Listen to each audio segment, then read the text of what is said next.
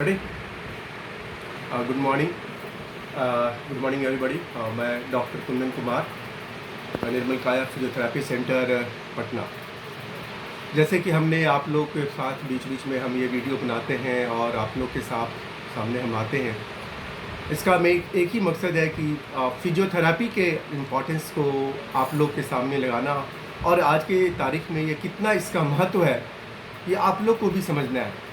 जैसे कि मैंने बार बार बोला कि दवाई और सर्जरी चिकित्सा की बहुत ही महत्व है, इसके इम्पॉर्टेंस को हम इनकार नहीं करते हैं, मगर फिजियोथेरेपी आजकल बहुत ही important part of the treatment हो गया है और इसकी रिकवरी मोर देन 80-85% है। ख़ास करके स्पोर्ट्स में मैं 15-20 साल विभिन्न संस्थाओं में as a physiotherapist, sports physiotherapist काम किया हूँ, जिसमें एयरफोर्स है, दिल्ली क्रिकेट है, बिहार क्रिकेट है और कई फुटबॉल क्रिकेट टीम के लिए मैंने काम किया। और ये 15-20 सालों में जो अलग अलग तरीके के इंजरी, चाहे वो लिगामेंट इंजरी हो, सॉफ्ट टिश्यू इंजरी हो, मसल एंड टेंडन इंजरी हो, शोल्डर सबलैक्सेशन हो, नी पटेलस सबलैक्सेशन हो, इस कई प्रकार के इंजरी, मेजर इंजरीज होते रहते हैं। और स्पोर्ट्स इंजरी में बड़े बड़े नेशनल, इंटरनेशनल और डोमेस्टिक क्रिकेटर हों, फुटबॉलर हों या अदर स्पोर्ट्समैन हैं, उनका कैरियर जो ख़त्म हुआ है और कैरियर कम हुआ है, उसमें आपने देखा होगा कि स्पोर्ट्स इंजरी के कारण ही हुआ। स्पोर्ट्स इंजरी थोड़ा सा अदर इंजरी से अलग है। जैसे कि मैंने आपको पहले भी बताया कि स्पोर्ट्स पर्सन में सबसे जो बड़ी प्रॉब्लम होता है कि उसको ग्राउंड में वापस आना होता है। एक अदर आदमी को चोट लगता है, वो इंजूर्ड होता है तो वो ट्रीटमेंट लेकर के घर में रहता है, मगर स्पोर्ट्स पर्सन को अगेन से ग्राउंड में आना होता है तो उसको पूरे इंड्योरेंस, क्योंकि जब भी इंजरी हो जाती है, ligament, soft tissue, other injury तो या स्पेन या स्ट्रेन, तो प्रॉब्लम यह होता है कि वो तो पेशेंट ठीक हो जाता है, मगर चूंकि उसको वापस ग्राउंड में आना होता है तो उसको एनर्जी लेवल को, उसके इंड्योरेंस लेवल को, उसके फ्लेक्सिबिलिटी लेवल को मेंटेन करना और रिस्टोर करना बहुत चैलेंजिंग हो जाता है। आप सिर्फ मेडिसिन देते हैं पेशेंट को और तो उसको पेन कम हो जाता है, नो डाउट, उसको आराम भी हो जाता है, कई बार सर्जरी भी हो जाती है, उसके पेशेंट को आराम या स्पोर्ट्स पर्सन को आराम मिल जाता है। मगर ग्राउंड में आने के लिए फिजियोथेरेपी इज़ वेरी इंपॉर्टेंट, क्योंकि फिजियोथेरेपिस्ट ही एक ऐसा चिकित्सा पद्धति है जिसमें हम स्पोर्ट्स पर्सन के इंड्योरेंस, उसकी फ्लेक्सिबिलिटी, उसकी एनर्जी लेवल, उसके कॉन्फिडेंस लेवल, सब पे हम लोग वर्क करते हैं।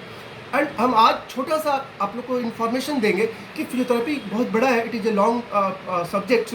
हम एक छोटा सा आपको एक ब्रीफ देना है कि हम फिजियोथेरेपी में खासकर जो इलेक्ट्रोथेरेपी ट्रीटमेंट है, जिसमें कि हम IFT, TENS, ultrasonic therapy, wax therapy, laser therapy, vacuum therapy या कमर्शियल स्टिमुलेटर थेरेपी या कभी कभी कॉम्बिनेशन ऑफ द थेरेपी। यदि एक फिजियोथेरेपिस्ट इलेक्ट्रोथेरेपी का कॉम्बिनेशन करता है, कॉम्बिनेशन करने का उसके पास स्किल होता है कि IFT को अल्ट्रासोनिक से कैसे कंबाइन करें, अल्ट्रासोनिक को मसल स्टिमुलेटर से कैसे कंबाइन करें, कितना टाइम दें, कितना इंटेंसिटी दें, कितना ड्यूरेंस दें, एक्सरसाइज दें कि एक्सरसाइज नहीं दें, एक्सरसाइज मॉडलिटी के बाद दें, एक्सरसाइज मॉडलिटी के पहले दें, मोबिलाइजेशन दें, स्ट्रेंथनिंग दें, इंड्योरेंस दें, कब कैसे, ये सारा फिजियोथेरेपिस्ट के हायर स्किल पर डिपेंड करता है। क्योंकि हम इंजरी के बाद, पेशेंट या स्पोर्ट्स पर्सन की इंजरी के बाद, चाहे अदर लिगामेंट्स हो, सॉफ्ट टिश्यू हो, हम उसके इंड्योरेंस, उसकी फ्लेक्सिबिलिटी और उसके रिपेयर पे काम करते हैं।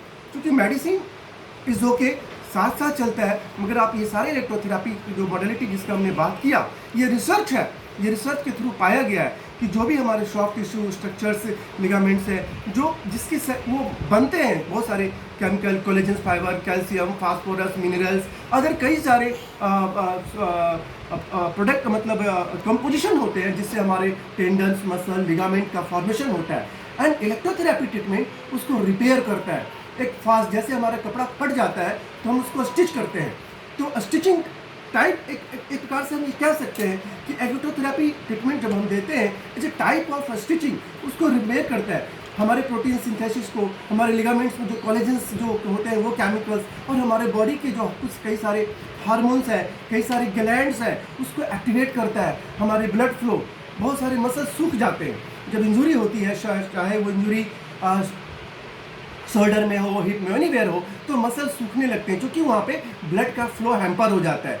वो प्रॉपर जितना अमाउंट ऑफ ब्लड मिलना चाहिए उस मसल को, टेंडन्स को, लिगामेंट को, वो नहीं मिलता है बिकॉज ऑफ द इंजुरी। तो जब आप physiotherapy, electrotherapy, massage, exercise therapy सब देते हैं तो उसके ब्लड फ्लो जाता है और सूखा हुआ मसल, जो मसल ड्राई होता है, जिसको नहीं ब्लड मिलता है, उसको एडिक्वेट मसल्स ब्लड सप्लाई वहाँ होने लगता है, नर्व की कंडक्टिविटी इंप्रूव हो जाती है। और एक फिजियोथेरेपिस्ट एक स्पोर्ट्स पर्सन के साथ एक लंबा टाइम तक काम करता है। द सर्जन और फिजिशियन मेडिसिन एक दे करके अपना काम को छोड़ देते हैं, मगर physiotherapist 3 month 4 month till the level of the injury to the ground level, जब तक पेशेंट पर्सन ग्राउंड पे अपने आता नहीं है और उसकी कॉम्पिटिशन्स के एक्सिक्यूट करने की जो परफॉर्मेंस है उसको बिल्डअप करने में फिजियोथेरेपी का बहुत ही ज़्यादा महत्व है, खास करके स्पोर्ट्स फिजियोथेरेपिस्ट से। मेरा मोटिव है, ऐसे बहुत लोग बहुत कुछ तो जानते हैं, बड़े बड़े जो फिजियोथेरेपिस्ट, बड़े बड़े जो स्पोर्ट्स पर्सन है वो तो अपने साथ फिजियोथेरेपिस्ट को हायर करते हैं, मगर ये पॉसिबल हर स्पोर्ट्स पर्सन के लिए नहीं है कि एक पर्सनल हायर करें। मगर जब भी ऐसा इंजरी होता है तो आप मेडिसिन अवश्य लें। Doctor, orthopaedic surgeon, neuro surgeon बहुत सारे हैं, उनकी भी ज़रूरत पड़ती रहती है, मगर आप इस रिहेबिलिटेशन को आप ज़रूर फॉलो करें और ये इट विल आपको प्रोवाइड एनर्जी लेवल को स्टोर करने, आपके एंड्योरेंस और आपको टिल द ग्राउंड में परफॉर्मेंस को एक्सिक्यूट करने में it is highly useful.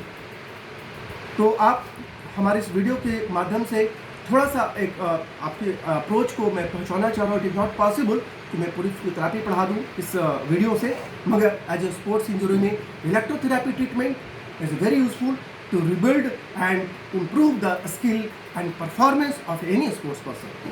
Thank you for watching my video. हमारा वीडियो अच्छा लगे आप इसको सब्सक्राइब करें और लाइक करें और प्रमोट करें। मेरा मकसद है फिजियोथेरेपी के इम्पोर्टेंस को हर लोगों तक, हर स्पोर्ट्स पर्सन तक पहुंचाना। Thank you.